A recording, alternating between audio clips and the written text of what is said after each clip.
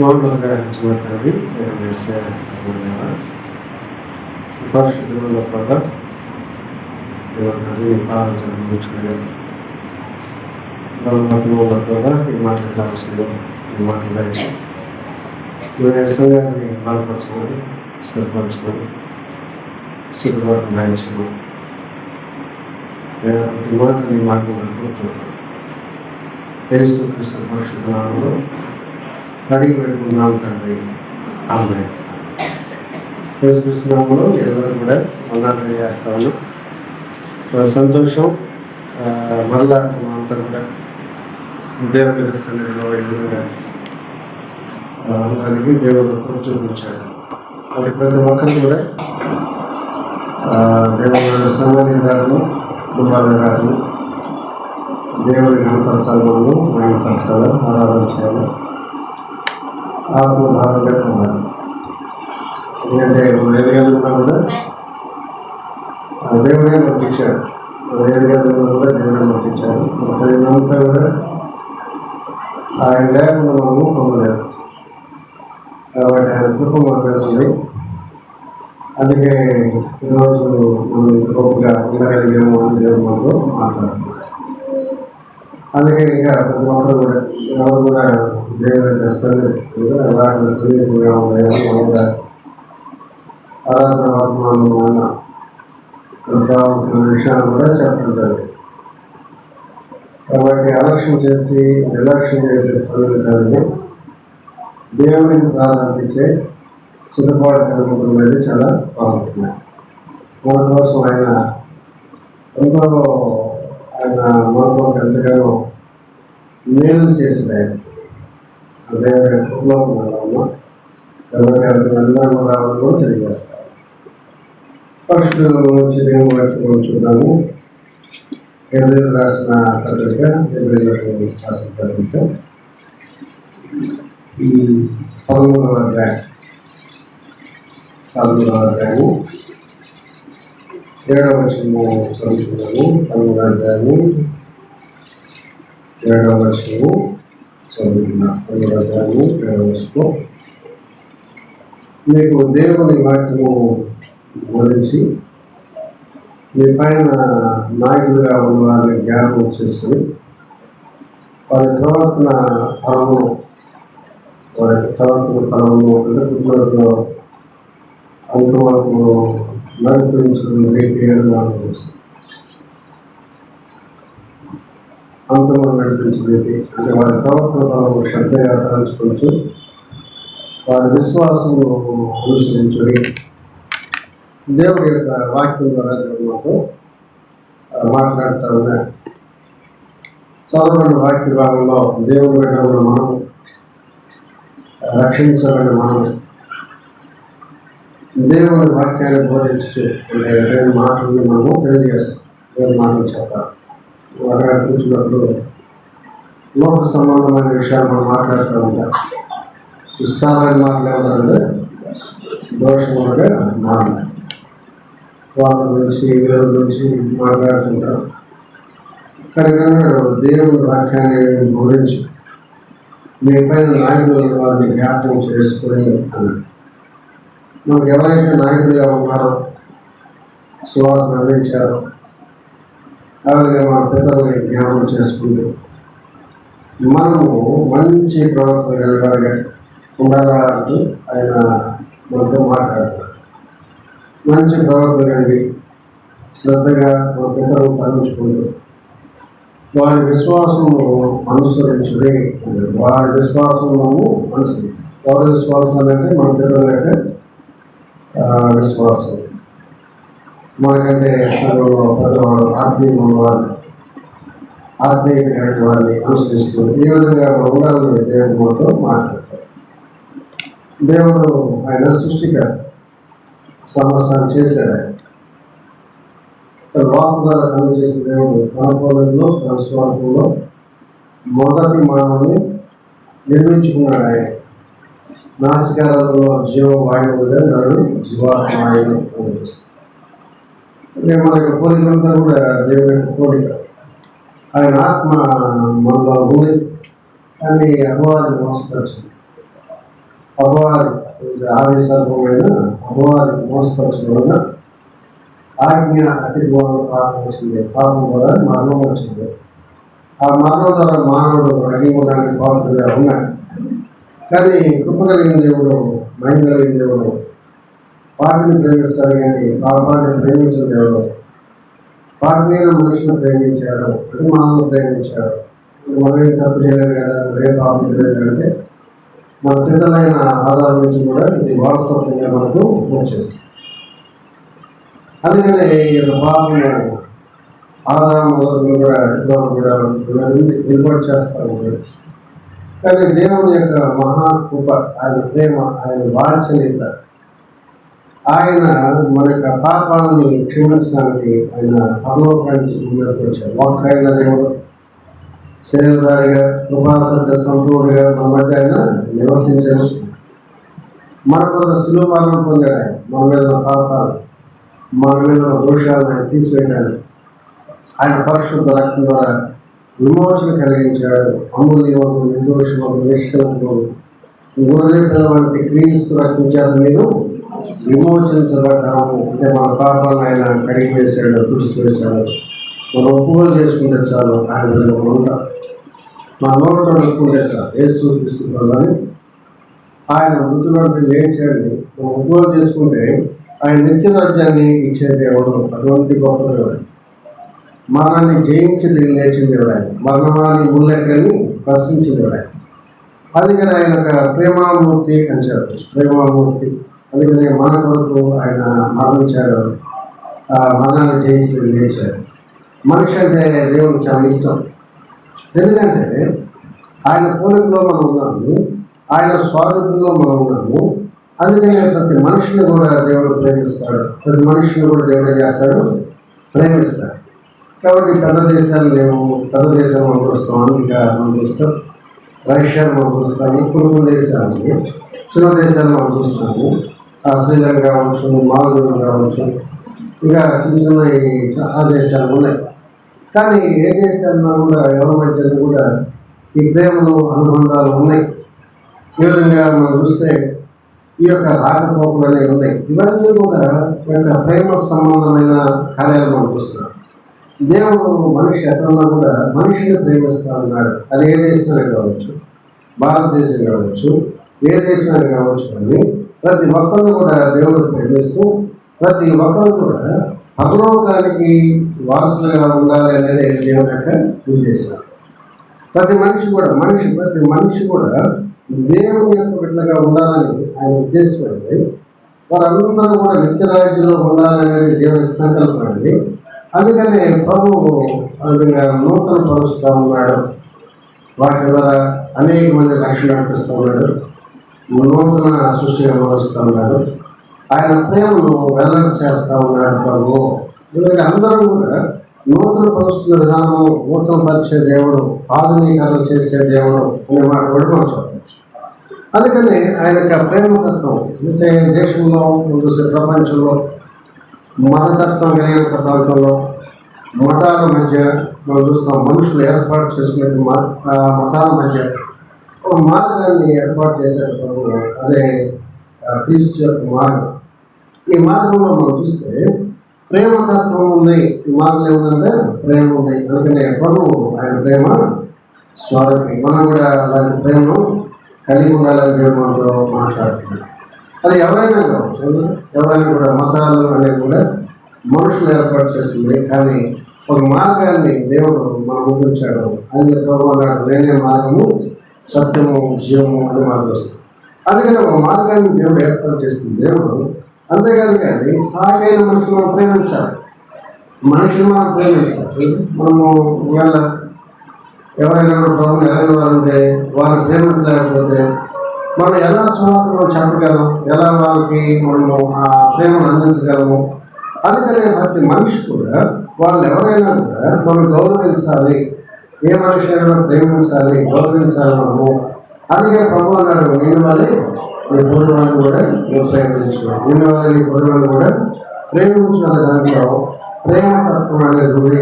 ప్రేమ అనేది మనం చూస్తున్నాం. క్రీస్తు యొక్క తత్వం ఏంటంటే ప్రేమ తత్వము. అందుకని క్రైస్తవులు మనం కూడా ప్రభు కలిగిన మనం కూడా బాధ్యత కలిగిన భక్తిని మనం కలిగి ఉండాలి. భక్తిని కలిగి ఉండడము ఏదో మనం చూస్తూ ఉంటారు, చాలా మంది మనం గమనిస్తూ ఉంటారు, మనల్ని ఆ విధంగా మనం వెళ్ళే ప్రతి రావడం చూస్తూ ఉంటారు. అందుకని మన యొక్క భక్తి కూడా అది బాధ్యత కలిగినదిగా ఉండాలని మనతో మాట్లాడుతున్నాడు. బాధ్యత కలిగిన భక్తి కలిగి ఉండాలి. అందుకనే మన భక్తి అనేకమైన ఆకర్షించేది ఉండాలి. అందుకని మనం భక్తిగా ఉన్నామని, లేదా మనమే ప్రభు బిడ్డమని, లేదా మనమే పరుషులమని, ఇతరులు తక్కువ అని, లేదా వేరే సంఘం తక్కువని, మా సంఘం గొప్పని, ఇలాంటివి ఏం లేవు. ఎందుకంటే అందరం ఒకటే, క్రీస్తులో మనం అందరం కూడా ఒకటిగానే ఉన్నాము. అందుకనే ఎవరు కూడా మనం చిన్న చూపుకోవడము, తప్పుగా మాట్లాడటము, ఇవన్నీ కూడా ఉండకూడదని దేవుడు మనతో మాట్లాడతారు. ఎందుకంటే ప్రభు బిడ్డలో మనము ఆ యొక్క క్రీస్తు యొక్క తత్వం కలిగి ఉన్నాము. క్రీస్తు యొక్క తత్వం ఏంటంటే ప్రేమ తత్వమే. క్రీస్తు యొక్క తత్వం ఏంది? ప్రేమించే మనసు కలిగినము, ప్రేమించే మనసు, అది యథార్థత కలిగే మనసు. పైకి లోపలికి ఎలా ఉండవు, పరిపూర్ణంగా సంపూర్ణంగా ఉండటము. అందుకనే ఆ తత్వాన్ని మనం బోధించడము, మనం చదవని వాక్యాన్ని కూడా దేవుని వాక్యాన్ని బోధించాలి. అంటే స్వచ్ఛంగా మనం బోధించడము, పరిపూర్ణ మనం ఉండటము అని దేవుడు మనతో మాట్లాడుతున్నాడు. అందుకని అంటాడు, మీ పైన నాయకులుగా ఉన్న వారిని జ్ఞాపకం చేసుకుని వారి యొక్క ప్రవర్తన పనులను శ్రద్ధగా తొలగించుకోవచ్చు అనుభవిస్తాం. మన మీద నాయకులు ఉన్నవారు అనుభవిస్తాం. మన పెద్దలు మనం చూసే అబ్రాహామును చూస్తాము. అబ్రాహాం గారు దేవుని యొక్క మాట విన్నట్టు మనం చూస్తాం. నేను కూడా సండే స్కూల్లో సందేశ్ గారు చెప్తా ఉన్నారు, అబ్రాహాం గురించి చెప్తా ఉన్నారు. అబ్రాహాం గురించి మాట్లాడుతూ ప్రభు మార్పు బట్టి ఆయన వెళ్ళిన విధానం చూస్తాం, నమ్మిన విధానం మనం చూస్తాం, కాబట్టి విశ్రాంతి మనం చూస్తాం, ధ్యానించిన విధానం మనం చూస్తాం, ప్రార్థన మనం చూస్తాం, యాభై యొక్క జీవితం మనం చూస్తాం, ప్రార్థించే విధానం మనం చూస్తాం. అయాలను ఆశ్రయిస్తే నేను విడిచిపెట్టడం ప్రభావ అనే విధానం చూస్తున్నాము. పేదలు మనం చూస్తున్నాము. ఆయన బోధించి అనేక ఆత్మలు 3,000 మందికి బాప్తిస్మం మనం చూస్తున్నాము.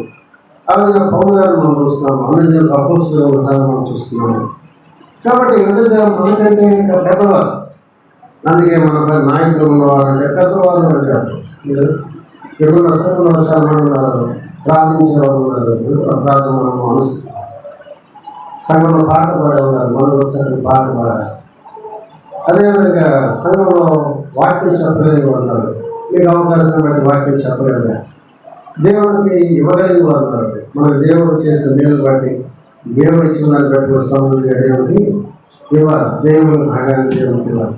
అందుకే అన్నాడు, మీ పైన నాయకులుగా ఉన్నవారిని జ్ఞాపకం చేసుకొని శ్రద్ధగా తలంచుకోవచ్చు, వారి విశ్వాసము అనుసరించండి. మనం అనుసరించాలంటే మన పైవారు మమ్మల్ని అనుకోండి అనబడ్డ వాళ్ళందరూ కూడా నేను చెప్పేది వాక్యం చెప్తా ఉంటారు. కూరగాయలు అమ్ముకోవడానికి వచ్చినా వాక్యం చెప్తారు, అడుక్కోవడానికి వచ్చినా కూడా వాక్యం చెప్తారు. అనుకున్న తర్వాత మనం తీసుకోవాలి.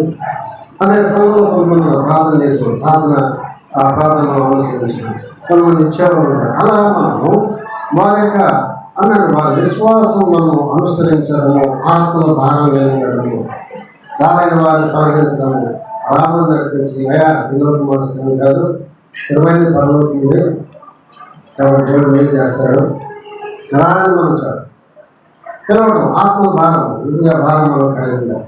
సంఘం యొక్క బాధ్యత, విశాఖం మందిరం యొక్క బాధ్యత మీ మీదే ఉంది.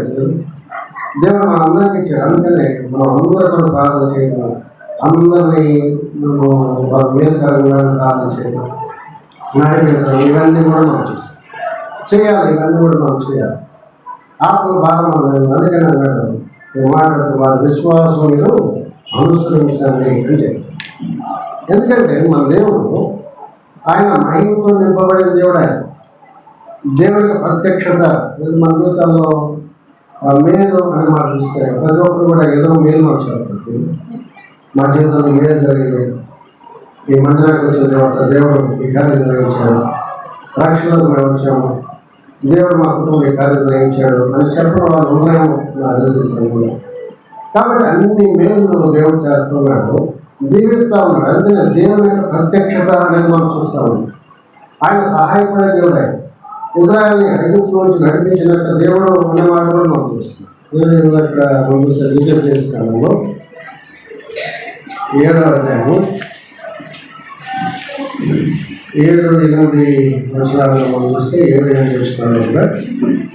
ద్వితీయ కాలము 7వ అధ్యాయము 7-8 వచనాలు. మీరు సర్వజనుల కంటే విస్తార జనమని యెహోవా మిమ్మల్ని ప్రేమించి మిమ్మల్ని ఏర్పాటు చేసుకోలేదు. సమస్త జనముల కంటే మీరు లెక్కకు తక్కువే కదా. అయితే యెహోవా మిమ్మల్ని ప్రేమించేవాడు కనుకను తాను మీ తండ్రులకు చేసిన ప్రమాణము నెరవేర్చేవాడు కనుక యెహోవా బాహుబలం చేత మిమ్మల్ని రప్పించి దాసుల గృహంలో నుండి ఐగుప్తు రాజైన ఫరో చేత మిమ్మల్ని విడిపించాను. దేవుడే మాట్లాడుతున్నాడు, ఇశ్రాయేలుతో మాట్లాడుతున్నాడు. ఇక్కడ అన్నాడు, మనం చూస్తే సర్వజనం కంటే కూడా విస్తారమని యెహోవాను ప్రేమించలేదు అని చెప్తూ అంటున్నాడు. సమస్త జనం కంటే మీ దగ్గర తక్కువే కదా. తక్కువే, నిజంగా తక్కువే.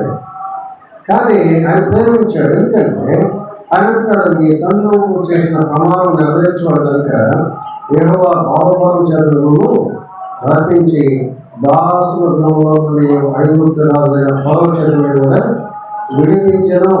ఐగుప్తులో ఉన్నప్పుడు కూడా ఎన్ని బాధలు ఉన్నాయో, ఎన్ని కష్టాలు ఉన్నాయో, ఎన్ని ఇబ్బందులు ఉన్నాయో వాళ్ళందరూ కూడా తినడానికి కూడా లైన్లో ఉన్నదాన్ని మనం చూస్తాము. పని ఉంది అక్కడ, శ్రమ ఉంది అక్కడ. ఆ విధంగా ఒక దగ్గర వాళ్ళు పొందాల్సిన పరిస్థితి ఉంది, బిడ్డలు చంపేస్తున్న పరిస్థితి ఉంది. దేవుడు మొరపెట్టారు. మొరపెట్టినప్పుడు దేవుడు ఆ మొదలని మోషాన్ని ఆ విధంగా ఏర్పాటు చేసుకుని మోషే నాయకత్వంలో ఆ విధంగా ఫరోతో మాట్లాడించి ఆ విధంగా ఫరో అయినప్పుడు దిగులు తెప్పించి ఐగుప్తులో నుంచి నడిపించిన విధానం అనేది ఇక్కడ చూస్తున్నాం. అంటే దేవుని యొక్క ప్రత్యక్షత ఎనిమిదిలో పగలంతా కూడా మేఘస్తంభం వచ్చాక రాత్రి అగ్నిస్తంభం ఉంది. ఇంకా ఆహారైనప్పుడు మన్నాన్ని చూపించేది కూడా ఆయన బండలోని మధుర జలాన్ని ప్రవృత్తి చేసేది ఆయన. ఏ విధంగా ఎర్ర సముద్రము అడ్డొచ్చినప్పుడు ఎర్ర సముద్రాన్ని కూడా హైలైట్ చేసిన దేవుడు. కాబట్టి ఎన్నో గొప్ప కార్యాలు జరిగించిన గొప్ప దేవుడు, మహిమ కలిగిన దేవుడు, ప్రత్యక్షత కలిగిన దేవుడు అనే మాట కూడా మనం చూస్తా ఉన్నాం. మా దేవుడు అంతేకాదు, మానవ కొరకు పరలోకానికి భూమికి వచ్చి మానవ పాపమోచన కొరకు ఆయన చనిపోయి తిరిగి లేచాడు. మరణాన్ని మూలెక్కడని ప్రశ్నించాడు. మరణ భయాన్ని విడిపించాడు. మరణం అనే భయం ఉంది మనకు. ఎందుకంటే చూస్తే ప్రతి మనిషి కూడా మరణం అంటే భయపడతాడు. కానీ మరణాన్ని జయించి లేచిన దేవుడు. అందుకనే ఆయన మహిమతో నింపబడింది వాడు. ఆయన కృపాతిశయం కలిగిన వాడు. ఆయన కనికరం కలిగిన మహిమ కలిగిన దేవుడు. మనం నశించిపోకూడదని మీరు సర్వలోకానికి సర్వ సృష్టి కూడా సువార్తను ప్రకటించండి. ఎవరైతే నమ్మి బాప్తిస్కుంటారో రక్షించబడ్డారు. నమ్మడానికి ఏంటంటే శిక్షణలే కుమారుడు నమ్మదైన మాట, నమ్ముదల పూర్ణ అంగీకారం నిరుమైన మాట. అందుకనే ప్రభు మాట చెప్పాడు. మనస్వాతంలో ప్రారంభంలో ఆలోచనగా ఆ మాట మనం చూస్తాం, వాక్యాన్ని మనం చూస్తాం. మీరు సర్వలోకానికి వెళ్ళి సర్వ సృష్టి కూడా సువార్తను ప్రకటించాలి. సువార్త అంటే ప్రభువుని గురించి ప్రకటించిన పూర్తిగా ఆయన జీవితము, అపరిశుద్ధత, ఆయన శిలువ మరణము, ఆయన పునరుద్ధానము, మరణాన్ని జయించింది, లేచిందని ప్రకటించింది.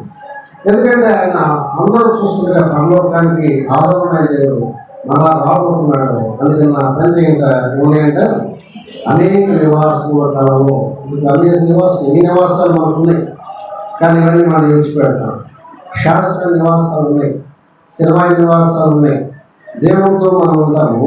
అందుకనే ఆయన మనల్ని ఆ రాజ్యంలో ఉండడానికి మనకు ముందుగా మరణాన్ని జయించాడు. ఆయన ఏం చేశాడు? ఆయన చేసిన కార్యం అంటే మరణాన్ని జయించి లేచాడు. ఆ 2వ పత్రిక 3వ అధ్యాయం 9 ప్రదర్శనలు మనం చూస్తే నేను చదువుతున్నాను. ఆయన మధ్యలో మరణంలో నిర్లక్ష్యం చేసి, మరణంలో నిరర్ధకం చేసి, జీవంలో అక్షేతను సువార్త వెలుగులోకి తెచ్చడం. మరణము మరణం నిరంతరం చేసి జీవమును అక్షయమును సువార్త వలన వెలుగులో తెచ్చారు. ఆ సువార్త ద్వారా మనం పరలోక రాజ్య వారసులుగా మారుస్తున్నారు. ఆ సువార్త ద్వారా మనల్ని అడుగుగా నిత్య రాజ్యంలో ఉండడానికి దేవుడు చూపిస్తున్నాడు. అందుకనే ఆయన మానవాళ్ళను ప్రేమిస్తున్న దేవుడు, మానవాళ్ళలో ఆధునీకరణ చేసిన దేవుడు బట్టి మనం చూస్తున్నాం. మానవాళ్ళలో ఆయన నూతనపరిచే విధానం అనేది మనం చూస్తూ ఉన్నాము. అందుకనే దేవుని యొక్క సువార్త భారతదేశానికి వచ్చింది. భారతదేశంలో దేవుని సువార్త మనం చూస్తాం. ఎవరు మొదటిగా సువార్త చేసుకొచ్చారు చెప్పండి, ఎవరు తెచ్చారు? తోమా.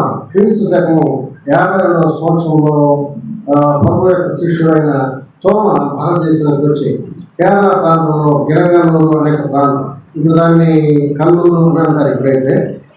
అందుకని కేరళ ప్రాంతంలో గిరంగంలో అనేక ప్రాంతంలో మొదటగా ఆయన కాలు పెట్టాడు. మనం చూస్తే చాలా మంది అనుకుంటూ ఉంటారు ఈ క్రైస్ట్ అనేది కొత్తగా వచ్చింది, ఇది అమెరికా వాళ్ళు తెచ్చారు, లేకపోతే బ్రిటిష్ వాళ్ళు తెచ్చారు అని అనుకుంటారు. కానీ ఇది భారతదేశంలో చాలా ప్రాచీనమైనది. ఇది ప్రాచీనమైన మార్గంగా ఉన్నట్టు మనం చూస్తున్నాము. భారతదేశంలో క్రీస్తు శకం 52వ సంవత్సరంలోనే అలాగే తోమా ద్వారా ఈ యొక్క భారతదేశానికి వచ్చింది. ఆసియా ఖండంలో యేసు ఎక్కడ ఉంటాడు? ఆసియా ఖండంలో ఉంటాడు. మనం ఏ ఖండంలో ఉన్నాం? భారతదేశము ఆసియా ఖండంలో ఉన్నాం. అంటే మన ఖండానికి మన దగ్గర కూడా ఈ సువార్తను ప్రభువు తీసుకొచ్చాడు. ఆయన శిష్యుడు ఇక్కడ తీసుకొచ్చిన విధానం మనం చూస్తున్నాము. అందుకనే భారతదేశంలో క్రైస్తవం అనేది ప్రాచీనమైనది అని మాట మనం చూస్తాం. ప్రాచీనమైనది. అది బ్రిటిష్ కాలంలో ఈ సువార్తని ఆ విధంగా అందుబాటులో కూడా వ్యాపించడం జరిగింది. అందుకని మనం చూస్తున్నాము ఈ యొక్క సువార్తను వ్యాపించే క్రమంలో చాలా సంఘాలు పనిచేశాయి. బాప్టిస్ట్ సంఘం పనిచేసింది. బాప్టిస్ట్ సంఘాలు ఆ విధంగా ఏర్పాటు చేయడం జరిగింది. లూథరన్ సంఘాలు మనం చూస్తాము, మెథడిస్ట్ అనే సంఘాలు మనం చూస్తాము. అందరూ కూడా దేవుడు తన కృపలో మనం చూస్తాము. ఆ విధంగా 66 పుస్తకాలని దేవుడు మన మధ్యకి తీసుకొచ్చాడు. 66 పుస్తకాలు అయిన ఈ బైబిల్ని దేవుడు మన మధ్యకి తీసుకొచ్చాడో మనం చూస్తాం. ఆ విధంగా సంఘాల్లో ప్రభావితం చేసిన విధానం మనం చూస్తాం. సంఘాల్లో ప్రభావితం చేయడం. తోమా కూడా ఎన్ని సంఘాలు అయిపోయాడు? తోమా 8 సంఘాలని కట్టాడు. ఇప్పటికీ ఉన్నాయి ఆ సంఘాలు. 7 సంఘాలను స్థాపించాడు. అదేవిధంగా ఇక్కడ కూడా ఈ యొక్క బైబిల్ దేవుని యొక్క ముఖ కాంతిని కనపరుస్తుంది. బైబిల్ ఏం చేస్తుందంటే దేవుని యొక్క ముఖ కాంతిని కనపరుస్తుంది. బైబిల్ సమస్యను కూడా నూతన పరుస్తుంది. బైబిల్ సమస్యను కూడా నూతన పరుస్తుంది. కాబట్టి ఈ యొక్క అద్భుతమైనది ఆధునీకరణ చేస్తుంది. ఆధునీకరణ చేస్తుంది అనే మాట మనం చూస్తున్నాం. ప్రపంచంలో ఒక ప్రాంతంగా ప్రపంచం అంటే చాలా దేశాలు ఉన్నాయి, మన దేశం కాదు, చాలా దేశాలు కూడా ఈ యొక్క పరిశుద్ధ గ్రంథము ఆధునీకరణ చేస్తుంది. ఆధునీకరణ నవీకరణ చేస్తుంది. కాబట్టి అందుకని మనం వస్తాము. మనంతా చదువుకుంటున్నాము, మనందరం చదువుతున్నాం కదా. చాలా మంది కూడా ఇంగ్లీష్ మీడియం చదువుతున్నాం. చాలా మంది ఒక ఇంగ్లీష్ మీడియం చదవకపోయినా మనకంతా కూడా ఇంగ్లీష్ చాలా మంది జనరల్గా చిన్న చిన్న పదాలు వాడుతూ ఉంటాము. భారతదేశంలో మనం చూస్తే ప్రతి వ్యక్తి కూడా చదువుకోవాలి అనే కాలం వచ్చింది. ఈరోజు మనం ఇంగ్లీష్ చదువుతున్నాము లేకపోతే చదువుకుంటున్నాము అంటే అది దేవుని యొక్క ఏర్పాటు అయింది. ప్రతి మనిషి కూడా భారతదేశంలో మనం చదువుకోవాలి. భారతదేశంలో ఉన్న ప్రజలందరూ కూడా చదువుకోవాలి. భారతదేశంలో ప్రతి యొక్క ప్రజలు ఆ విధంగా ఆధునికమైన ఇంగ్లీష్ చదువుకోవాలని ఆశ కలిగిన ఒక మిషనరీ ఏం చేశారంటే లండన్ హౌస్లో ఆయన మాట్లాడడం జరిగింది. నా భారతదేశంలో ప్రజలందరూ కూడా చదువుకోవాలి, ఆ విధంగా ఇంగ్లీష్లోనే చదువుకోవాలి. కొన్ని మాటలు పంపిస్తారు. ఇంగ్లీష్లోనే చదువుకోవాలి. కావున ప్రజలందరూ కూడా ఇంగ్లీష్లో చదువుకోవాలి. చదువుకుంటే వారి జీవితాలు ఉన్నతంగా ఉంటాయి, ఆధునికరణ ఉంటాయని ఆ విధంగా లండన్ హౌస్లో మాట్లాడడం జరిగింది. ఆ మాటలు బట్టి ఒక కమిటీ వేయడం జరిగింది. ఆ కమిటీ పేరు మికాలే కమిటీ. ఆ కమిటీ వేశారు. ఆ కమిటీ వస్తుంటే చాలా మంది వ్యతిరేకించారు. మాకెందుకయ్యా ఈ యొక్క చదువు, ఇంగ్లీష్ చదువు మాకెందుకు, మాకు చదువు అవసరం లేదు అన్నవాళ్ళు చాలా మంది ఉన్నారు. ఆ జనాలు వ్యతిరేకించారు. కానీ అక్కడ రాజా రామ్మోహన్ రాయ్, ఈశ్వరచంద్ర విద్యాసాగర్ వాళ్ళు కూడా ఇది మంచిదే, చదువు మా మధ్యకు తయారపడ్డారు. మా దేశంలో కూడా ప్రతి ఒక్కరు చదవాలా అని రావడం అనేది మంచిదే అని ఎప్పుడైతే వాళ్ళందరూ కూడా సపోర్ట్ చేశారో, అందుకని సపోర్ట్ చేయడం వల్ల ఒకే ఒక సంవత్సరంలోనే 3 యూనివర్సిటీలు భారతదేశంలో ఏర్పాటు చేయడం జరిగింది. 3 యూనివర్సిటీస్. ఒకటి వచ్చి బొంబాయిలో ఒక యూనివర్సిటీ ఏర్పాటు చేశారు, మద్రాసులో ఒక యూనివర్సిటీ ఏర్పాటు చేశారు, తర్వాత కలకత్తాలో ఒక యూనివర్సిటీని ఏర్పాటు చేశారు. 3 యూనివర్సిటీ భారతదేశం ఒకేసారి ఏర్పాటు చేయడం జరిగింది. ఈనాడు కూడా కలకత్తాలో యూనివర్సిటీని సిరంపూర్ యూనివర్సిటీ అని అంటారు. అక్కడ కూడా ఇప్పుడంతా బైబుల్ ఇవన్నీ ఉంటాయి, అక్కడ ఏర్పాటు చేయడం జరుగుతుంది, ట్రైనింగ్ ఇవ్వడం జరుగుతూ ఉంటుంది. కాబట్టి ఆ విధంగా భారతదేశంలో ఒక ఆధునీకరణ చేయడానికి ఒక మిషన్ ప్రయత్నం చేశారు. ఆయన పేరే అలెగ్జాండర్ డఫ్ అని అతను. ఎందుకు పేరు ఆయన పేరు? అలెగ్జాండర్ డఫ్ అనమాట. అంటే ఈరోజు ఇంగ్లీష్ చదువుతున్నామంటే భారతదేశంలో ఇంగ్లీష్ మీడియంలో ఉంది అంటే అతనే కారణం.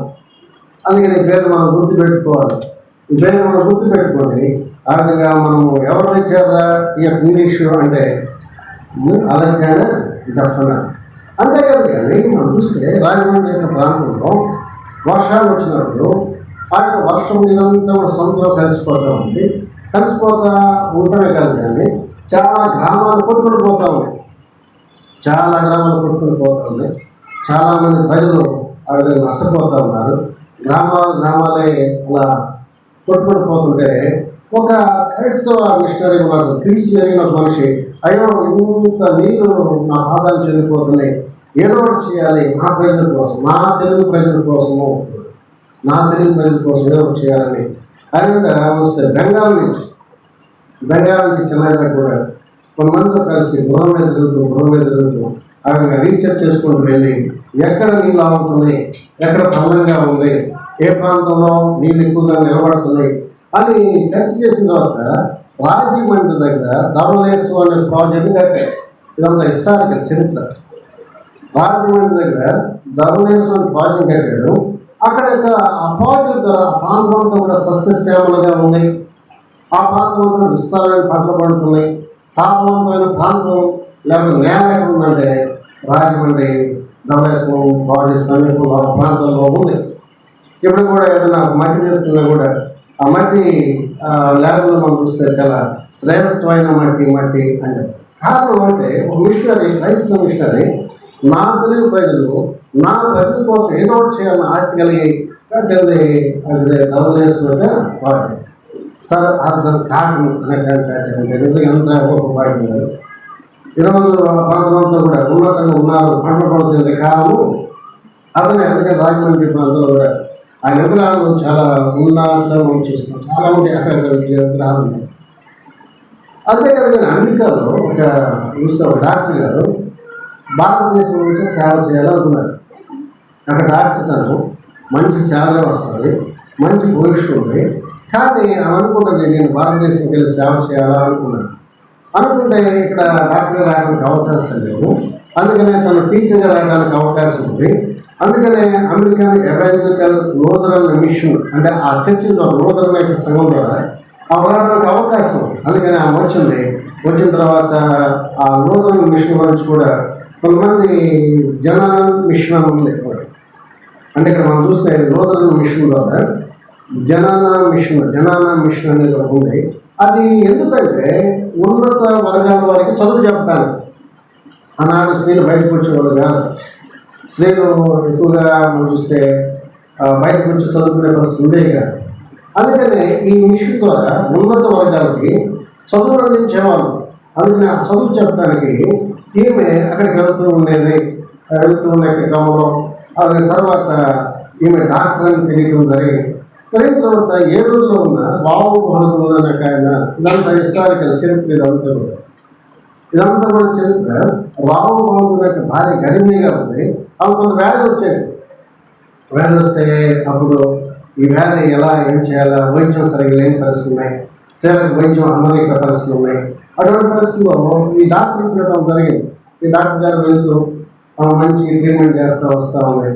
మంచి తెల్లని బట్టలు లేదా ఫాదర్ సెక్టర్ గ్రౌండ్ లాంటి వేసుకొని తెల్లని బట్టలు వేసుకొని వెళ్ళి ఇంటికి వచ్చినప్పుడు చూసినప్పటికీ వెనకంతా కూడా పసుపు నీళ్ళు చల్లున్నాయి. వెనకాల ఇంకంతా కూడా పసుపు నీళ్ళు ఉంటాయి. ఏంటమ్మా నేను ఆయనకి వెళ్ళినప్పుడల్లా కూడా ఫస్ట్ నుంచి చదువుతున్నారంటే ఈమె పేదలతో ఉండేది, తక్కువ కులవాళ్ళతో ఉండేది, అందుకని వాళ్ళు తక్కువగా ట్రీట్ చేసేవాళ్ళు. వీళ్ళంతా కూడా లేచు తక్కువ కులహీనులు, అందుకని వాళ్ళు వచ్చారు కనుక ఆ ఇంటికి వచ్చారు కనుక అది అపవిత్రమైందని వాళ్ళు ఏం చదివేవాళ్ళంటే ఫస్ట్ నీళ్ళు చదివేవాళ్ళు. అయినప్పుడు కూడా ఓపిక కలిగి ఆ విధంగా ఆ గర్భిణి ఆ స్త్రీని చక్కగా ఆ ప్రసవానికి సిద్ధపరిచి తర్వాత మంచి బిడ్డను జన్మించడంతో మగబిడ్డను జన్మించారంట.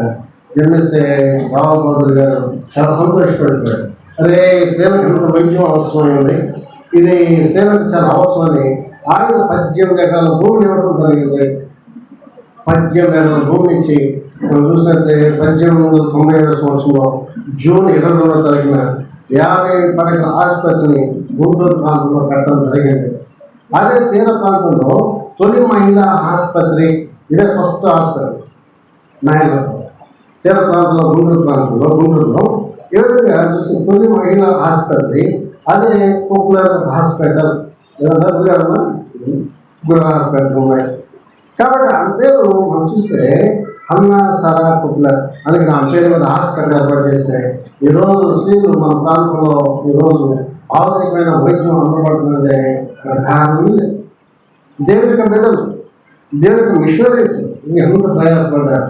ఆధునిక భారతదేశంలో ఈ భారతదేశం నవీన కొరకు అంటే మనం చూస్తే ఆధునీకరణ చేయడానికి ఎంతోమంది ప్రయాసపడ్డారు. ఉదాహరణ టీ తాగుతూ ఉన్నాను, పొద్దున్నే కాఫీ తాగుతూ ఉన్నాను అంటే డబ్బులు కొట్టుకుంటూ తీసుకెళ్తున్నాను అంటే చనిపోయిన తీసుకెళ్తా ఉంటే అప్పుడు తన గుర్తు వచ్చిందంటే ఆ రాత్రి ఆ ప్రాంతంలో వాళ్ళు వచ్చారు. వాళ్ళ డాక్టర్ అయితే తనైతే అనుకుందంటే నేను బైబిల్ థియాలజీ చదవాలి, దేవుని యొక్క పని చేయాలని ఆశ కలిగిందంట. అందుకని ఆమె కాఫీ తాగుతూ ఉంటే డబ్బులు సౌండ్ కొట్టుకుంటూ వస్తున్నారు, చనిపోయారు. అప్పుడు గుర్తు వచ్చింది. ఆ ముందు రోజు రాత్రి అంటే ఒకరు వచ్చారంట, వచ్చి అమ్మ మీ నాన్న డాక్టర్ కదా, నీ కూడా కొద్దిగా అవగాహన ఉంటుంది కదా, నువ్వు మా భార్య ప్రసవానికి సిద్ధంగా ఉంది కాబట్టి రా, నువ్వు వచ్చి వైద్యం చేయంటే నాకు తెలియదండి మా నాన్నగారు వస్తారు అని చెప్పి. అంటే మా ఇళ్ళలో మగవాళ్ళు లేదమ్మా, స్త్రీలకి మగవాళ్ళు వైద్యం అలా చేస్తారు కాబట్టి చచ్చిపోయిన పర్వాలేదు, కాబట్టి అవసరం లేదు, నువ్వు వస్తే రా అంటే నాకు తెలియదండి రాలేదు అని చెప్పింది. అలా ముగ్గురు వచ్చారండి. అలా ముగ్గురు వస్తే ముగ్గురు అదే ఆలోచన కలిగినారు, అదే వర్షం కలిగినారు, అదే మాట అన్నారు, చచ్చిపోయిన పర్లేదు కానీ పురుషుల చేత మేము వైద్యం చేయించము, ప్రసవం చేయించము అని చెప్పారు. ముగ్గురు చచ్చిపోతే ఆ బిడ్డల్ని కూడా చచ్చిపోతారు కడుపులో. ఆ విధంగా 6 లెక్క వాళ్ళు ఊరేగించుకుంటూ వెళ్తా ఉన్నారంట, డబ్బులు కొట్టుకుంటూ వెళ్తా ఉంటే ఆమె మనసు చెల్లించుకున్నాడు.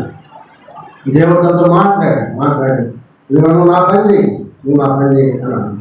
నేను ఎలా చేయాలి ప్రభావ, ఇదిగో నీ సేవకు వెళ్తాను అంటున్నాను కదండి, కాదు నువ్వు నా పని చేయి, ఏ విధంగా ఈ ప్రాంతంలో ఏ విధంగా సేవ చేయను, ఈ విధంగా వైద్యపరంగా చెప్తే ఆమె వెళ్ళిపోయి అక్కడ వెళ్ళిపోయిన తర్వాత ఆమె థియాలజీ కాలేజీలో ఆమె మెడికల్ కాలేజీలో జాయిన్ అయింది. అభిమానులు మెడికల్ కాలేజ్ జాయిన్ అయ్యి కంప్లీట్గా డాక్టర్ చదువుకొని అక్కడ వచ్చి ఒక హాస్పిటల్ స్థాపించింది. హాస్పిటల్ స్థాపిస్తే అనేక మంది పేదలకు సేవకి ఉపయోగకరంగా ఉంది. అదే సిఎంసి హాస్పిటల్ రాయవెల్లూరులో మనం చూస్తాం కదా, మరీ ప్రాబ్లం ఏమంటారు రాయవెల్లూరు కూడా అంటారు కదా. సిఎంసి హాస్పిటల్లో ఆమె పేరు మనం చూస్తే ఐదా స్కాండర్ అన్న ఆమెకు ఆలోచన, ఆమె తలంపు, ఆయన యొక్క దేవుడు ప్రేరణను బట్టి సిఎంసి హాస్పిటల్ క్రిస్టియన్ మెడికల్ కాలేజీని ఇక్కడ రాయవెల్లూరులో ఏర్పాటు చేయడానికి దేవుడు చూపించారు. ఏ విధంగా మనం చూస్తే భారతదేశాన్ని ఆధునీకరణ చేయడానికి ఎంతోమంది మిషనరీస్ ప్రయాసపడ్డారు. ఎంతోమంది మిషనరీస్ మనం ఇలా ఉన్నాము అంటే నిజంగా దేవుని కృపే. మనం ఎలా ఉన్నామంటే ఆయన దయ. ఎంతోమంది మిషనరీస్ ప్రయాస, ఎంతోమంది ఆశ్రమం, ఎంతోమంది కుటుంబాలను వచ్చి మన మధ్య సేవ చేశారు. అందుకే మనం ఎలా ఉన్నాము కాలంలో మనం చూస్తాం. శూద్రులకు ఆస్తికు లేదు, ఆస్తి ఉండకూడదు, మనం శూద్రులకు ఉండకూడదు. శూద్రులు అంటే అందరూ వస్తారు లేదు, శూద్రులు అంటే రెడ్డి కూడా నమ్మాల్సిన కూడా శూద్రులకే వస్తారు అనమాట. మనమందరూ కూడా వాడు అన్ని శూద్రులు వాళ్ళకి ఉండకూడదు, ఆస్తి ఉండకూడదు, కానీ 1807 సంవత్సరంలో ఆస్తికులు ఏర్పరిచిన యాక్ట్ తేవడం జరిగింది. అంతేకాదు కానీ ఇంకా మనం చూస్తే 1830 సంవత్సరంలో బలిచ్చే ఆచారం ఉంది. అంతకుముందంతా కూడా ఏం చేయాలంటే శూద్రులు అంటే మలాంటి వాళ్ళు కొనుక్కునే వాళ్ళు ఏదైనా కట్టుకుంటుంటే బలి ఇచ్చేవాళ్ళు, నరబలి ఇచ్చేవాళ్ళు. అది కూడా మనం చూస్తే అది కూడా 1830లో ఆ యొక్క యాక్ట్ని తేవడం వల్ల అది కూడా నిషేధించబడింది. దానికి పిల్లలు చంపేసేవారు, కథవాళ్ళు చంపేసేవారు, బలి ఇచ్చేవారు. అటువంటి పరిస్థితి మనం చూస్తాము. అంతేకాదు కానీ శూద్రులు ఉన్న మనము అగ్రవాళ్ళు కూర్చోకూడదు. కింద కూర్చుంటే మన ప్రజలు పోసేసేవారు. అంటే అంత భయంకరంగా ఉండే విధానం ఉంది. కాబట్టి అందరూ కూర్చోవడానికి కూడా హక్కు లేదు మనకి. మనం కూడా నేను కూడా మరి నా వయసులో చిన్నప్పుడు కూడా ఏదైనా విలేజ్కి వెళ్తే ఏదైనా వస్తూ ఉంటే ఏం చేస్తారు, విలేజ్ నిలబడుతూ ఉంటాయి. విలేజ్ నిలబడి లేకపోతే ఏదో ఆసనం వస్తున్నాడనో లేకపోతే పెద్దలు వస్తున్నాడనో లేచి నిలబడే చూస్తాం. కాబట్టి ఇక్కడ మనం చూస్తే దాదాపు శూద్రులు కిందగానే కూర్చున్న అధికారం లేదు. కానీ ఇక్కడ మనం చూస్తే 1830 సంవత్సరంలో శూద్రులు కూడా కూర్చోవచ్చు, అందరితో సమానంగా చట్టాన్ని యాక్ట్ చేయగలిగింది. ఒక యాక్ట్ తెచ్చారు. ఇదంతా కూడా మనం చూస్తే ఎంత గొప్ప భాగ్యమో. క్రైస్తవ మిషనరీస్ ఆధునిక ప్రపంచ కాలం చేయడానికి ఎంతగా ప్రయాసపడ్డారో. అది చిన్న పిల్లలు పెళ్లి చేశారు. 5 సంవత్సరాల పిల్లలకి, 7 సంవత్సరాల పిల్లలకు, 6 సంవత్సరాల పిల్లలకు పెళ్లి చేసేవాళ్ళు. 80 వయసులో చేసేవాళ్ళు, 60 సంవత్సరాలు, 50 సంవత్సరాలు అటువంటి రోజు చేశారు. అది యొక్క చట్టం కూడా చల్లదండి. కాబట్టి 1891లో ఒక యాక్ట్ చేసి నేరము అని ఒక ఆధునిక భారతదేశం వరకు అడుగులు వేసి చూస్తాము. ప్రపంచంలో క్రైస్తవం అనేది పెనుమార్పులు కలిగించిన విధానం చూస్తున్నాము. ప్రపంచం మొత్తం, భారతదేశం కదా ప్రపంచం మొత్తం ఆధునిక భారతదేశంలో పెనుమార్పులు కలిగించింది క్రైస్తవం. కారణం ఏంటంటే అందరం ఒకటే, అందరం కూడా ప్రభులో ఉండాలి. అందరం ఒకటే. నిజంగా మాట మనం చూస్తే అందరం ఒకటే. యేసు ప్రభు అందరికీ దేవుడు అయినాడు, రక్షణ భాగ్యాన్ని ఇచ్చాడు. అందుకని కొరింథీ పత్రికలో మనం చూద్దాము. మొదటి కొరింథీ పత్రిక 10వ అధ్యాయము 3-4 వచనాలు మనం చూస్తే 10వ అధ్యాయము 4 వచనాల్లో 3వ అధ్యాయం 10వ అధ్యాయము 4 వచనాల్లో ఇక్కడ అన్నాడు, అందరూ ఆత్మ సంబంధమైన ఒకే ఆహారం భుజించుకొని ఆత్మ సంబంధమైన ఒకే పని తాను చేస్తుంది. ఏదనగా తమను వెంబడించిన ఆత్మ సంబంధమైన బండల నుండి తాగితే ఆ బండ పైన మనమంతా కూడా ఒకటిగా ఉండాలి. మనమంతా కూడా దేవుడిలో ఒకటిగా ఉండాలి. దేవుడు నిత్యం కూడా ఆయనని మనం వాటిగా చేసి ఏర్పాటు చేసుకున్నాడు. మనమంతా కూడా ఇక్కడ చెప్పినట్టుగా మనం చూస్తూ ఉన్నాము. అందరూ ఆత్మ సంబంధమైన ఒకే ఆహారాన్ని పూజిస్తున్నాము. ఇక్కడ మనం బలారాధనలో చూస్తాం, బలారాధనలో మనం చూస్తాము. ఒక శ్రీరామం చూస్తున్నాం. రొట్టెను స్థిరంగా ప్రార్థన చేసినప్పుడు తన మహిమ వెల్లడి చేస్తాం. నమ్ముకునే వాళ్ళైతే నమ్మడానికి సమస్తము సాధ్యమే అని మనం చూస్తాం. అలాగే ఆత్మ సంబంధమైన ఒకే పనిని ధారణ చేస్తున్నాము, ఒకే పాత్రలో పోతున్నాము. అందుకనే మనం అందరం కూడా అంట ఎవరు అందించామంటే ఏలైనా తమను వెంబడించిన ఆత్మ సంబంధమైన పనిలో ఉంది. అలాగే ఆదండ ప్రభు అయిన క్రీస్తే ఆయన ఆధునికాలను చేస్తున్నాడు. మనమంతా కూడా ఒకటిగా ఉండాలని దేవుడు ఇష్టపడుతున్నాడు. మనమంతా కూడా ఉన్నతంగా ఉండాలని దేవుడు ఇష్టపడుతున్నాడు. నిజంగా దేవుడి కృపై ఉంది. అందుకనే దేవుడు మనతో మాట్లాడుతున్నాం. మనమంతా కూడా ఒకటిగా ఉన్నాము. అందుకనే మనుషులను దేవుడు ప్రేమించారు. ప్రపంచీకరణ ఒకనాడు ప్రపంచీకరణలో అందరూ ఒకటే మాట చూస్తున్నాం. ఎఫెసీ పత్రిక కూడా మనం చూస్తే ఎఫెసీ రాసిన పత్రిక 5వ అధ్యాయము 30వ వచనంలో మనం చూస్తే చదువుతారా? మనకి చూద్దాం. ఎఫెసీ రాసిన పత్రిక 5వ అధ్యాయం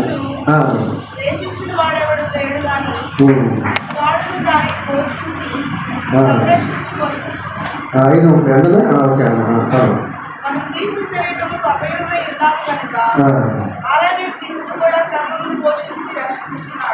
సంఘం కూడా పోషించి రక్షిస్తున్నాడు అన్నమాట మనం చూస్తున్నాము. కాబట్టి మనం చూస్తే క్రీస్తు యొక్క సేవలో మనం ఉన్నాం. అలాగే మనం చూస్తే మనమంతా కూడా అంటే ఒక శరీరంగా ఉన్నాము, ఒక అవయవాలుగా ఉన్నాము. ఒక కుటుంబంలో మనం లేము, వేరు వేరు కుటుంబాల నుంచి మనం వస్తున్నాము. కానీ మనమంతా కూడా ఒకటిగా ఉన్నాము, మనుషులు ఉన్నాము. మనుషులు ఉన్న మనము అందరం కూడా క్రీస్తులో ఒక శరీరంగా ఉన్నాము అనే మనతో మాట్లాడాలి. దేవుడి పని కూడా మనం ఏర్పాటు చేసుకున్నాడు. అందుకనే ఆయన నూతన పరుస్తూ ఉన్నాడు, ప్రత్యక్షపరుస్తూ ఉన్నాడు, ఆధునీకరణ చేస్తూ ఉన్నాడు. అందుకనే ప్రపంచం అంతా కూడా పరిశుద్ధాత్మడు నడిపిస్తూ ఉన్నాడు. మనల్ని ఆయన నడిపిస్తూ ఉన్నాడు. పరిశుద్ధాత్మడు మనతో మాట్లాడుతూ ఉన్నాడు. మనం ఎలా ఉండాలో నేర్పిస్తూ ఉన్నాడు, ఎలా బ్రతకాలో నేర్పిస్తూ ఉన్నాడు. అందుకనే పరిశుద్ధాత్మ దేవుడు మనం లోబడిన వారిగా ఉండాలి అని దేవుడు మనతో మాట్లాడాలి. ఎప్పుడైతే వాక్యం పడుతుందో, వాక్యం పడటం ఏమొస్తుందంటే వినువలన విశ్వాసం వస్తుంది, వినుట క్రీస్తుని గురించిన మాటలు వస్తుంది.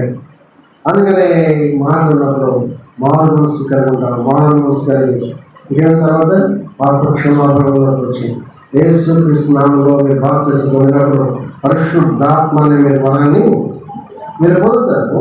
పరిశుద్ధాత్మ దేవుడు ఆదరణకర్త. నేను వెళ్ళి మీ కొరకు ఆదరణకర్తను పంపిస్తాను అని చెప్పాడు. అందుకని పరిశుద్ధాత్మ దేవుడు మనకు ఇచ్చాడు దేవుడు. అందుకనే పరిశుద్ధాత్మ మనము లోబడాలి. మనము పరిశుద్ధాన్ని గర్దిస్తూ ఉంటాడు. మనము ఆ విధంగా మనము వెనకబడిపోతున్నామేమో ఒకవేళ ఆత్మీయంగానే హెచ్చరిస్తూ ఉంటాడు, వాక్యం వినిపిస్తూ ఉంటాడు, హెచ్చరిస్తూ ఉంటాడు. లోబడాలి మనము అని మాత్రం మాట్లాడుతున్నాడు. అందుకనే పరిశుద్ధాత్మ కలిగి ఉంటాము, శక్తి కలిగి ఉంటాము. బాబు చెప్పాడు అపోస్తుల కార్యాలు 1:8 ఆయన పరిశుద్ధాత్మ మీదకి వచ్చినప్పుడు నేను ఏమంటే శక్తి పొందడం అని చెప్తాడు. ఆయన అన్నాడు, ఏమని చెప్తాడు, ఎక్కడి దాకా సువార్త, ఎక్కడి నుంచి భూదిగంతం వరకు కూడా మీరు సువార్తను ప్రకటిస్తారు. భూదిగంతం వరకు కూడా సువార్త అది మాట్లాడుతున్న విధానం మనం చూస్తే భూదిగంతం వరకు కూడా సువార్తను అందిస్తానికి దేవుడు మనం ఏర్పాటు చేసుకున్నాడు. అందుకనే పరిశుద్ధం మీ మీదకి వచ్చినప్పుడు మీరు శక్తి ఉంది కనుక మీరు యెరూషలేములోను యూదయ సమరయ దేశమందరూ భూదిగంతం వరకు కూడా నాకు సాక్షులై సాక్షులు ఉండాలి. ఏదో వస్తున్నాము, వెళ్ళిపోతున్నాము, ఏదో మనము మేలు జరుగుతుంది అన్ని దేవుడు సమృద్ధి చేస్తున్నాడు, ఏదో హ్యాపీగా ఉన్నాము అనుకుంటే కాదు, కానీ సాక్ష్యం కలిగి ఉండాలి. దేవుని యొక్క పనిలో సాగిపోవాలని దేవుడు మనతో మాట్లాడుతున్నాడు. ఒక పరిపూర్ణతో రావాలి, దేవుడు మనతో మాట్లాడుతున్నాడు. పరిపూర్ణతలో రావాలి. మనము దేవుడికి ఇష్టమైన మార్గంలో మనం ఉండాలి. దేవుడు మాట్లాడుతున్నాం సంపూర్ణత పరిపూర్ణ కలిగినట్టుగా అనుభవం చేస్తాం. అది నెఫీసి పత్రికలోనే ఇంకో మాటలో మనం చూద్దాము.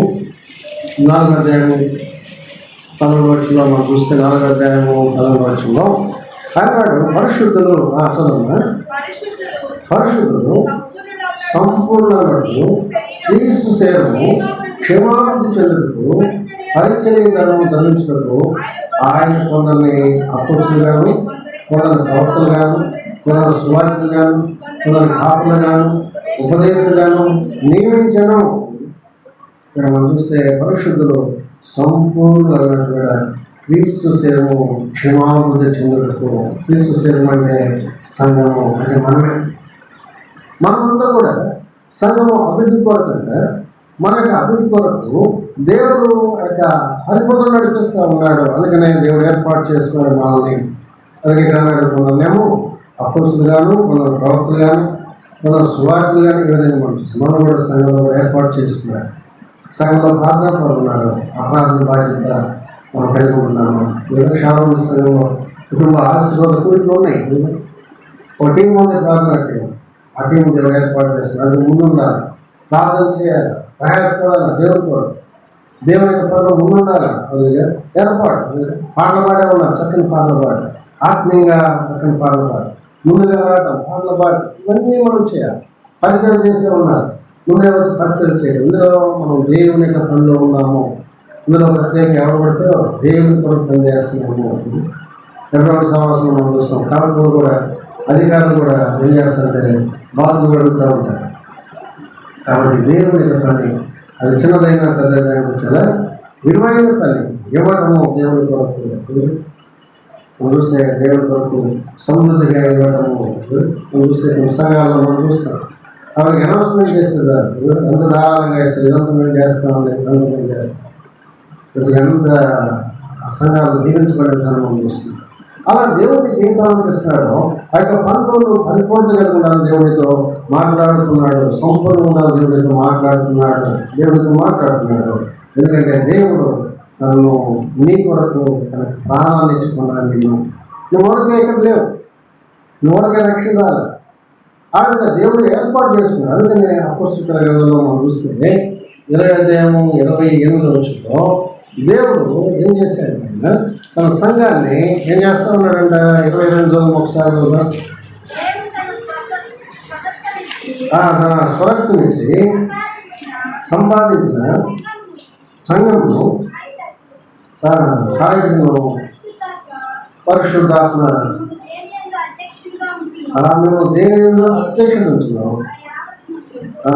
అలా మనం ఉండాలి కానీ పరిశుద్ధాత్ముడు ఏ విధంగా అయితే ఏర్పాటు చేసుకున్నాడో పని మనం ఉండాల్సిందే. ఎందుకంటే సంఘము అంటే దేవుడు తన స్వరక్తి నుంచి సంపాదించిన సంఘము. నీ కొరకు తన ప్రాణం పెట్టా, తన చివరి రక్తం మనం చిందించాడు.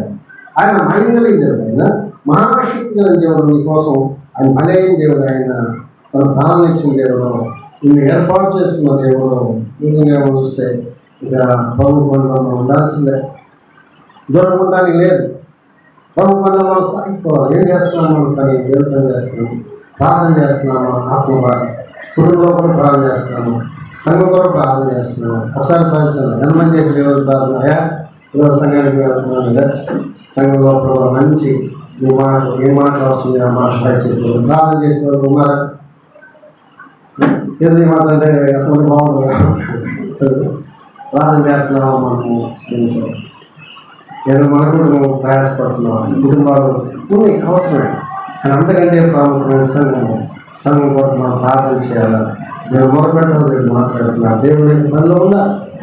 దేవుడు ఇస్తున్నామా? దర్శనాలు ఓకేదో బయట వచ్చేసి అనుకుంటున్నాము. దేవుని బాగా నేర్పిస్తున్నాము, ముందేస్తున్నాము. మనము పరిశ్రమ చేసుకోవాలి. ఎవరి పరిశ్రమ అదే కదా. దేవుడికి ఇస్తే దీవించబడతాం, ఆశ్రయించబడతాం. ఆ విధంగా సంఘం ఉత్సవం జరుగుతుంది. దేవుని కళ ఇంకా భయంకర జరుగుతాయి. దేవుని కళ పాలి కోసము.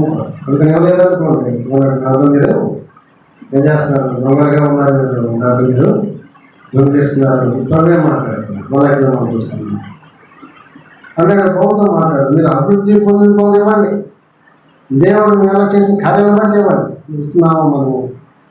కాబట్టి అందుకనే ప్రభు మనతో మాట్లాడుతున్నారు. ఆయన పనిలో మనం ఉండాలి. లోక ఆచారాలు విడిచిపెట్టాలి, లోక సంబంధాన్ని విడిచిపెట్టాలి. ఎవరికైతే మనం చేరుకున్నాము, ఇప్పుడైతే మనము వెలుగులో ఉన్నాం కనుక పాత ఆచారాలు చీకటి ఆచారాలు విడిచిపెట్టాలా, వాక్యాన్ని వినాలా, ఆ లోబడాలా అన్నాడు. అందుకని మనం ఫలించాలా. ఫలం లేని వరాలు అంటే అనర్థము. ఎందుకంటే ఫలం లేని వరాలు అనర్థం. పాటలు పడే వరం ఉంది, పాడలేకపోతున్నాం, అనర్థమే కదా. అలాగే సమృద్ధిగా నేను దేవుడు జీవిస్తున్నాడు, ఆశ్రయిస్తున్నాడు. చక్కగా మనం అన్నీ కట్టుకుంటా ఉన్నాం, ఇల్లు కట్టుకుంటాం, అలాగే బిడ్డలు నేర్చుకున్నాం చక్కగా. కానీ దేవుడు బాగా నిలలేకపోతే మనం అనర్థం కదా.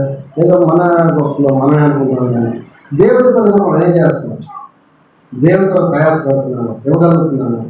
ఏదో మనం పైకి వచ్చి వెళ్ళిపోతున్నాము అని దేవుడితో మాట్లాడుతున్నాడు. అందుకనే మనం ఎక్కడున్నా కూడా ఫలించాలి. మనము సంఘంలో ఫలించాలి. సంఘంలో మనం చెప్పవచ్చు, ప్రార్థన కొరకు చెప్పవచ్చు, ఇది సంఘం కొరకు సహాయం చేయగలిగిన వాళ్ళని చెప్పవచ్చు. ఇది సహాయం చేయడం లేదు. కానీ ఏదైనా ఎప్పుడైతే 10 మంది ఏదైనా ఎక్కడైనా చిన్న సంఘం జరిగితే సంఘంలో ఎవరైనా కూడా ఏదైనా ఒక ఇన్సిడెంట్ జరిగింది, చనిపోవడమో లేకపోతే లేదా సందర్భం ఉంటే మనం అందరూ వెళ్ళాలి, అక్కడ ఎవరైనా పాల్గొంచాలా, నిలబడాలా. సంఘం అంటే సంఘం అంటే కదా, మనంతా ఒకటే, క్రీస్తులో ఒకటిగా ఉన్నాం. ఆ విధంగా ఐక్యత కూడా కనపరచాలి. అందుకని సహోదరులు ఐక్యత నివసించడం ఎంత మేలు, ఎంత మనోహరము. కాబట్టి మనం సహాయపడటము, మేలు చేయటము, ఐక్యతను కనపరచము. ఏదో వచ్చాము వెళ్ళిపోవటం కదా. కానీ సంఘం అంటే మనమంతా కూడా ఫలించాలి. సంఘంలో వారు బాధ్యతలో మూల స్తంభాలు ఉన్నారు, పిల్లర్స్ లాగా ఉన్నారు, అభివృద్ధి ఉన్నారు, ప్రిన్సిపల్లో ఉన్నారు అని చెప్తారు. అదేవిధంగా సంఘంలో కూడా మనం ఉండాలి. సంఘం అంటే సమాజంలో మంచి పేరు కలిగి ఉండాలి. సమాజం రేంజ్లో మంచి పేరు మనం కలిగి ఉండాలి. సమాజం కూడా మనం ఫలించాలి.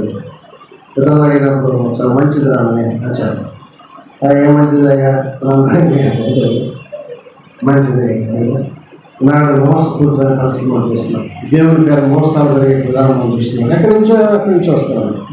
ప్రవచనాలు చెప్తా ఉన్నాం, అభిషేకాలు చేస్తూ ఉన్నాం, ఇవన్నీ వింటూ ఉన్నాం. మోసపూరితమైన వాతావరణం మనం ఉన్నాం, ప్రార్థన చేస్తాము, ఇవన్నీ చెప్పుకొని మనం చూస్తున్నాం. కాబట్టి సేవకులు సాక్ష్యం ఉండాలా, ఎవరైతే వాళ్ళు చెప్తే అబ్బా అనుకోవడం లేదు, సాక్ష్యం కలిగి ఉండాలా. అంతేకాదు కానీ ప్రభు పిలుపు ఉండాలా, తగ్గింపు కలిగి ఉండాలా, మాదిరి ఉండాలా, తనకి ప్రవర్తన బాగుండాలా, ఆ విధంగా తన అన్నింటిలో మాదిరిగా ఉండాలా. ఇన్ని క్వాలిటీస్ ఉంది. ఏదైనా చూడటం ఉండాలి. అంటే ప్రవచనం ఉంది అని ఎవరికైనా అక్కడికి ఏం చెప్తారా అని, ఇదమ్మా నీకు ఇల్లు కట్టుకుంటాను పో అని అనుకుంది. ఇదంతా మోసపూరితంగా ఉండేది అంటే బాబా ఇంటి మీద ఇల్లు కడతావు నువ్వు అన్నాడు అనుకోండి, అంత మోసపూరితంగా. ఒక ఆయన చెప్తా ఉన్నాడు, మనం వెళ్ళేటప్పుడు అంటే రాసుకుంటారు, రాసుకునే ఇన్ఫర్మేషన్ అంతా వాళ్ళకి అందిస్తారు. అందుకనే వాళ్ళ పేరు చదువుతుంటాయి, నిజంగా వాళ్ళు మనం చదువుతున్నారు అనుకుంటారు. అటువంటి దినాలు ఉన్నాయి, అటువంటి పరిస్థితులు ఉన్నాయి కనుక చెప్తా ఉన్నాను. కానీ ప్రభు ఆయన గొప్ప కళలు చేస్తారు. ఆ విధంగా ఎంతోమంది మనం చూస్తాం, సేవలు పిలిచిన వాళ్ళు నాకు పేరు పిలుచున్నారు, కానీ ఈ రోజు నాకు తగ్గింది అని చెప్తున్నారు. ప్రభు కార్యాలు చేసే దేవుడు ఉన్నాడు, దేవుడు సహాయపడే దేవుడు ఉన్నాడు. ఆయన మేలు చేస్తాను నీ జీవితంలో. నువ్వు ప్రార్థన చేస్తున్నావు, వాళ్ళ కలిసి ఎలా అనుకోలే. అదే కదా, చూడండి బోర్డు చూడండి, అదే ప్రవచనము ఏముందంటే అభిషేకము, ఇవన్నీ మనం వీటిలో చూస్తాము. ఇవే ఆయనకి సాధన. ఆయన అన్నాడు కదా, రాజులైన యాజక సమూహం, నా కుమార్తె అని చెప్పారు. నువ్వు ప్రార్థన చేస్తే కదా, నువ్వు ప్రార్థన చేస్తే మేలు అని ఆత్మీయంగా బలపరుస్తాను. అవన్నీ లేవు. మార్మల్స్గా ఉండండి, బాగా బతకండి, మేలు చేయండి, ఇక్కడ రండి, స్వస్థత జరుగుతుంది, మేలు జరుగుతుంది, ఇవి ఎక్కువైపోయాయి. బాగా బతకాలని చెప్తాం, చెప్పిన జనం రావట్లా అసలు. అదే కదా అటువంటి పరిస్థితి. కాబట్టి మనం సంఘంలో కూడా మనం పరభక్తి ఉండాలి. సంఘంలో మంచి పేరు కలిగి ఆ విధంగా ప్రభుత్వం కలిగి ఉంటుంది మాట్లాడుతున్నాడు. అంతేగాని ఉన్న ప్రాంతంలో కుటుంబంలో మంచి పేరు కలిగి ఉండాలి. భర్త గారి గురించి ఏంటి శిశు గారికి వస్తుంటే ఆయన చెప్తారు సాక్షి లేదు. భర్త గారు ఏదో చెప్తా ఉన్నారు కానీ అసలు ఏమి పని చేయట్లేదు, ఏదో వినొస్తున్నారు కానీ వాళ్ళ వర్షంలో ఉన్నారు. ఆ తగ్గింపు ఉంది, లోబడే విధానం ఉంది. నువ్వేమో తగ్గింపు లోబడి అంటావు, మొబైల్ వినపడడం లేదని చెప్పి అనుకోండి, దేవునికి బహుమానం కదా. కాబట్టి మనము ప్రతి విషయం ఎక్కడైతే ఉన్నామో అక్కడ దేవుని మాదిరికరంగా ఉండాలా. ఎందుకంటే ప్రభు అన్నాడు 2 రాష్ట్ర పత్రిక 8:14 దేవుని ఆత్మచేత అందరూ నటింపబడరు, అందరూ కూడా దేవుని కుమారులై ఉన్నారు. విన్నదే తెలంగాణ దేవుని కుమార్తెలై ఉన్నారు. మనం ప్రత్యేకపరచబడిన వారు ఉన్నాము. అందుకని మనమంతా కూడా దేవుని రాజ్యం కొరకు ఆయన సిద్ధపరుస్తూ ఉన్నాడు. దేవుడు రాజ్యం కూడా సిద్ధపరుస్తున్నాడు. అందుకనే ఆ పరలోక రాజ్యం కొరకు ప్రభు భూమి మీద పునాది వేసిన విధానం మనం చూస్తున్నాము. మనమంతా కూడా ఆ పరలోక రాజ్యంలో ఉండడానికి, మానవ రక్షణ భాగ్యాన్ని కలిగించడానికి ఆ ప్రభు భూమి మీదకి వచ్చాడు. ఆయన రాజ్యం ఉంది, అది పరలోక రాజ్యము. ఆయన కూడా రాజ్యం ఉంది, అది పరలోక రాజ్యం. రాజ్యాలు మనం చూస్తాం. ఇజ్రాయెల్ మొదటి రాజు ఎవరైనా సౌలు రాజుగా మనం చూస్తున్నాము. ఆ విధంగా మనం చూస్తే ఇంకా ఆ తర్వాత చాలా రాజ్యాలు ఏర్పడ్డాయి. తర్వాత నిమ్రోదు అనేక రాజ్యం చూస్తాము, మెసొపొటేమియా అనేక రాజ్యం చూస్తాము, అప్పుడే ఇరాన్ ప్రాంతం మెసొపొటేమియా రాజ్యం మనం చూస్తాము, ఐగుప్తు మనం చూస్తాము, ఇజ్రాయెల్ మనం చూస్తాము, బబులోను మనం చూస్తాము, గ్రీకు రోమన్ రాజ్యాలు మనం చూస్తాము. ఇవన్నీ రాజ్యాలు అంటే అప్పటి వరకు మనం చూస్తాం, రాజ్యాలు మనం చూస్తున్నాము. కానీ ప్రవచనం మనం చూస్తాం. దాని గ్రంథంలో అంటాడు, దానికి 2వ అధ్యాయము 44 మాట్లాడుతూ దేవుని రాజ్యం స్థాపించబడుతుంది, అది స్థిరంగా ఉంటుంది. టైం ఎక్కువైపోయింది చదవకుండా వచ్చినాము. దేవుని రాజ్యం స్థాపించబడింది, అది స్థిరంగా ఉంటుంది. అందుకని యేసు ప్రభువు ఆ రాజ్యాన్ని స్థాపించడానికి భూమి మీదకి వచ్చాడు. ఆ విధంగా చూస్తే రోమాస్ అని గ్రీకు రోమన్ ఆ యొక్క తీర్పులోకి వచ్చి పొందగా ఆ పిలాతు మీద నిలబడ్డప్పుడు ఆయన మాట్లాడుతున్న విధానం చూస్తే ఆయన మాట్లాడుతున్నాడు, ఒక రాజ్యం ఉంది. పిలాతు జరిగాడు కదా, చూడండి ఒకసారి. యోహాను సువార్త 18:33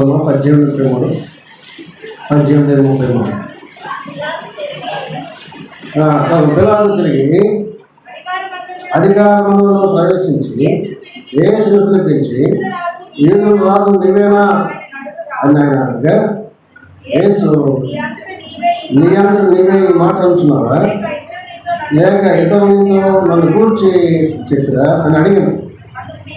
అందుకు పిలాతు, నేను యూదునా ఏమి, నీ స్వజనము ప్రజాల యాజకులు నేను నాకు అప్పగించే కదా, నువ్వేమి చేస్తున్నావు అడుగుతా. యేసు, నా రాజ్యము లోక సంబంధమైనది కాదు, నా రాజ్యము లోక సంబంధమైతే నేను యూదులకు అప్పగింపబడుకుంటున్నట్లు నా సేవకులు పోరాడుతూ కానీ నా రాజ్యము ఏ సంబంధమైనది కాదు అని చెప్పాను.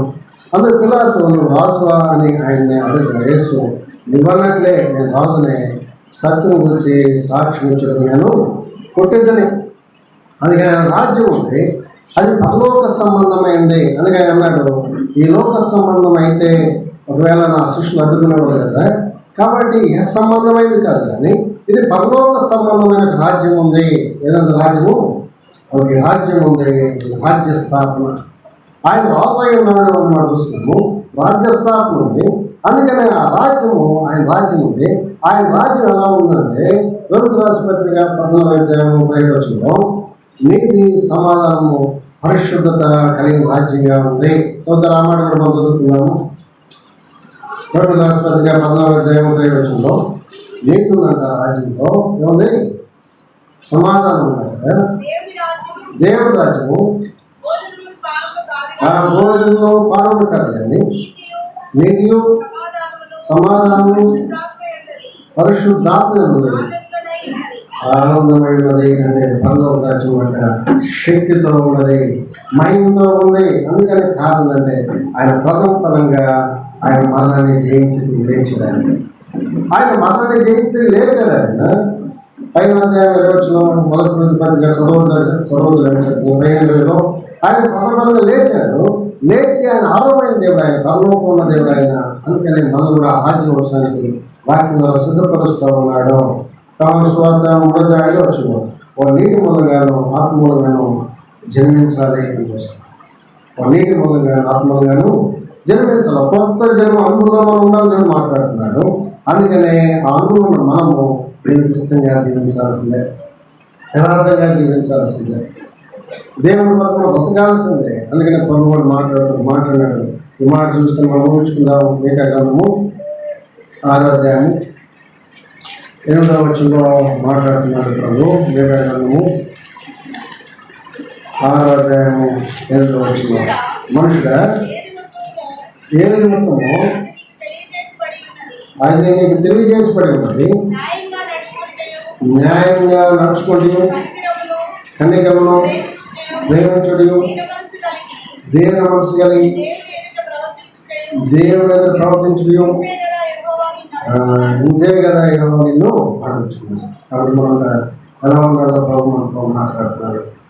ఎలా ఉన్నాడు? ఇంతే కదా నేను అడుగుతుంది అన్నాడు. ఇంతే కదా నేను అడుగుతుంది. కాబట్టి అలా ఉన్నావా, అలా నేను జీవిస్తున్నావా అని వీటితో మాట్లాడుతున్నాడు. నువ్వు సాధనిస్తాడు. రక్షించబడి మనం ఎలా ఉండాలి దేవుడు మాట్లాడుతున్నాడు. మనం బోధిస్తూ ఉండాలి, నిత్య వాక్యాన్ని మనం తెలుసుకుండాలి. అంతేకాదు కానీ మీ పైన నాయకులు ఉన్నవారిని జ్ఞాపకం చేసుకుని వారి ప్రవర్తన ఫలమును శ్రద్ధగా తలంచుకోవచ్చు. వారి విశ్వాసం అనుసరించి మన పూర్వీకులు మన పెద్దలను జ్ఞాపకం చేసుకుంటాం. ఆ విధంగా మనం చూస్తే అపోస్తులను జ్ఞాపకం చేసుకుంటే మనము అంటే విశ్వాసంతో సాగిపోవాలి. ఆ సాగిపోతే నిత్యరాజ్యం మనకు అనుభవం దేవుడు దీవించి ఆశ్రయించి చిన్న ప్రార్థన చేసుకుంటాం. చిన్న తండ్రి ఆయన మాట్లాడిన దాన్ని బట్టి నీకున్నా అయా మనందరూ పెట్టండి. అయా ఆధునీకరణ చేసిన పెట్టాలి. అయా తల్లి మాటల ప్రపంచాన్ని ఆధునీకరణ చేసిన నవీకరణ చేశారు. మేమంతా కూడా తన సమృద్ధి కలిగి ఉండాలి, మిత్రాన్ని మీకు ఉండాలని సిద్ధపరిచిందేవాడు. అందుకే మరి మేము అయా బిడ్డలు ఉండాలని ఇష్టంగా ఉండాలి, ఆ క్యాన్సర్ జీవించాలి. మాట్లాడే విధానం బట్టి మీకు ఉండాలి. ఇలా మనం నడిపించి సాధించమని కోరుకుంటాను. యేసు క్రీస్తు పరిశుద్ధ నామములో అడిగి వేడుకుంటున్నాం తండ్రి. ఆమేన్.